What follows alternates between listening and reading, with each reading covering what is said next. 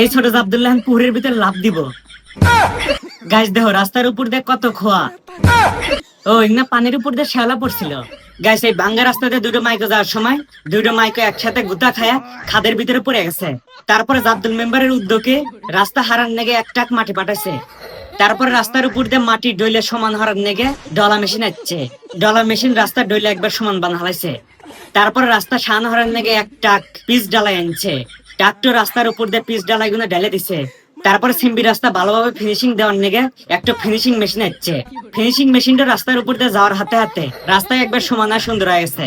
গাড়ি যাতে খাদে পড়ে না যায় ওই জন্য রাস্তার বাতা দিয়ে নোয়ার নাটিতে বেড়া দিয়ে দিছে। আগরপুর শহরে বৃষ্টির পানি পড়ে রাস্তার এক বাতা দিয়ে বৃষ্টির পানি দিয়ে একবার কেদ হয়ে গেছে। আর গাইস এটা হচ্ছে ড্রেন খোঁড়া মেশিন। এই ড্রেন খোঁড়া মেশিন রাস্তার এক বাতা দিয়ে ড্রেন খুঁড়ে খুঁড়ে পানি যাওয়ার লাইন বানাইতেছে। গাইস এই জঙ্গলের লোকগুনা কি হইতেছে দেখেন।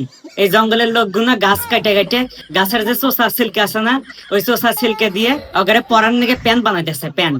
গাইস যদি তুমি মানুষ হয়ে থাকো তাহলে এই সুন্দর ছবিটার জন্য লাইক সাবস্ক্রাইব করো।